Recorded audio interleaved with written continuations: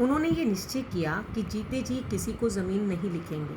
अपने भाइयों को समझा दिया, मर जाऊंगा तो अपने आप मेरी ज़मीन तुम्हें मिल जाएगी, क्योंकि मैं तुम्हारा भाई हूँ।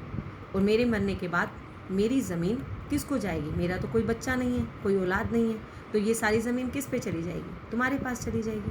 तो अब भी आप मुझे मजबूर ना करें कि मैं आपके नाम ज़मीन लिख दूँ। ज़मीन लेकर तो जाऊंगा नहीं, मर जाऊंगा तो ज़मीन आपके पास ही रहेगी, इसलिए लिखवाने की क्या ज़रूरत है? अब वह उसे प्यार से समझा रहा है कि आपको लिखवाने की कोई ज़रूरत नहीं है। ये तो कानून में ये लिखा है कि भाइयों के बाद अगर भाई मर जाता है तो उसकी ज़मीन भाइयों को मिलेगी, नहीं तो पहले बच्चों को मिलती, बच्चे उसके थे नहीं, तो किसको मिलेगी? भाइयों को। तो ये बात हरियर काका अपने भाइयों को समझा रहे हैं। उधर महंत जी हरियर काका की टो में रहने लगे, अर्थात उनकी राह देखने लगे। जहाँ कहीं एकांत पाते कह उठते, विलम्ब ना करो हरियर, देर ना करो हरियर, शुभ काम में देर नहीं करते। वह उसे समझा रहे हैं कि हरियर देर मत करो, शुभ काम में देर नहीं करते। चलकर ठाकुर जी के नाम जमीन बै कर दो, बै होता उसकी वसीयत कर दो, फिर पूरी जिंदगी ठाकुर बाड़ी में राज करो। मरोगे तो तुम्हारी आत्मा को ले जाने के लिए स्वर्ग से विमान आएंगे, देवलोक को प्राप्त करोगे। अर्थात उसे लालच दे रहे हैं बच्चे कि अगर तुम मर जाओगे तो तुम्हारी आत्मा को ले जाने के लिए स्वर्ग से एक विमान आएगा, जैसे उसने देख रखा हो, तो देवलोक को प्राप्त करोगे। अर्थात उसे इमोशनली ब्लैकमेल कर रहे हैं कि आप अपनी ज़मीन हमारी ठाकुर बाड़ी के नाम उसकी वसीयत कर दो। ये बात समझ में आई बच्ची? हरियर काका उसकी रास्ता लगातार देख रहे थे कि हरियर काका आए और अपनी ज़मीन किसके नाम कर दें? ठाकुर बाड़ी के नाम कर दें, उसकी वसीयत कर दें। तो हरियर काका को कहते हैं देर मत करो, शुभ काम में देरी नहीं करनी चाहिए, फिर पूरी ज़िंदगी ठाकुर बाड़ी में रहकर ऐश करो, हम तुम्हारी सेवा करेंगे, और जब तुम मरोगे तो तुम्हारी आत्मा को ले जाने के लिए स्वर्ग से विमान आएगा। अब महंत जो है हरियर काका को इमोशनली ब्लैकमेल कर रहे हैं, लेकिन हरियर काका ना हाँ कहते ना। अर्थात ये बात यहाँ समझ में आनी चाहिए कि हरियर काका अनपढ़ थे लेकिन बहुत समझदार थे। अर्थात उन्हें ज़िंदगी का अनुभव था, वह देख चुके थे, उनका मोह भंग हो रहा था। अर्थात वो रिश्तों के अंदर स्वार्थ को देखते हुए वह बहुत समझदार हो रहे थे। अर्थात वह समझ रहे थे कि रिश्तों की अहमियत क्या है, क्या वह संपत्ति से जुड़ी है, क्या वह धन से जुड़ी है, क्या वह अपनेपन से जुड़ी है। यही तो बात मैं समझाना चाह रही हूँ कि आपने रिश्तों की अहमियत को समझना है। ना कहकर वे महंत जी को दुखी नहीं करना चाहते थे, वह नहीं चाहते थे, कितने अच्छे थे, महंत को दुखी नहीं करना चाहते थे, क्योंकि भाइयों के परिवार से जो सुख सुविधाएं उन्हें मिल रही थी वह महंत जी की कृपा से ही थी। अगर उनके भाई बदले थे तो किस कारण बदले थे? महंत जी के कारण बदले थे ना। अर्थात अगर वे महंत जी के यहाँ ना जाते तो उनके भाई नहीं सुधरते थे, क्योंकि वे उनकी देखभाल नहीं कर रहे थे। वे मंदिर में गए, महंत जी के पास गए, तब उन्हें ये बात पता लगा कि महंत जो हैं हरियर काका को अपनी ओर खींच रहे हैं, तभी तो उन्होंने सेवा करनी शुरू की।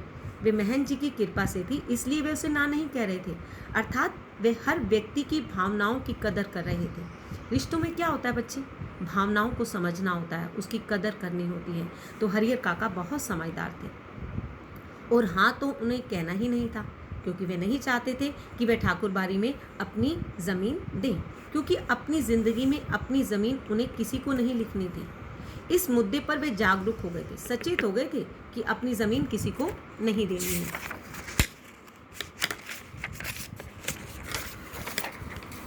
पर बीतते समय के अनुसार महंत जी की चिंताएं बढ़ती जा रही थी। महंत जी चिंतित थे कि ज़मीन मिलेगी या नहीं मिलेगी। जाल में फंसी चिड़िया पकड़ से बाहर हो गई थी। अब उन्हें इस बात का डर लग गया कि हरियर काका पूरी तरह मेरे जाल में फंस गए थे और अब वह बाहर हो रहे हैं। महंत जी इस बात को सहन नहीं कर पाए।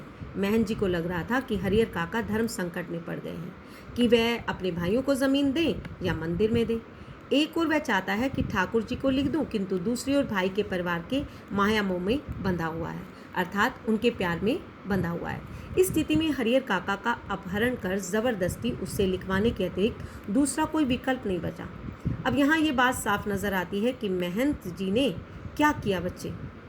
अपने स्वार्थ के लिए क्या किया? हरियर काका का अपहरण कर लिया, वो भी ज़बरदस्ती, और उनसे उनकी संपत्ति लिखवाने के अतिरिक्त कोई विकल्प नहीं था।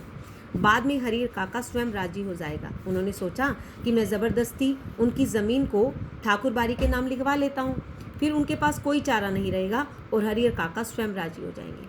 यहाँ हमें ये बात साफ दिखाई दे रही है कि धर्म के ठेकेदार अर्थात जो मंदिर को चलाते हैं, जो पवित्र कार्यों को करते हैं, क्या वो भी ऐसा हो सकते हैं?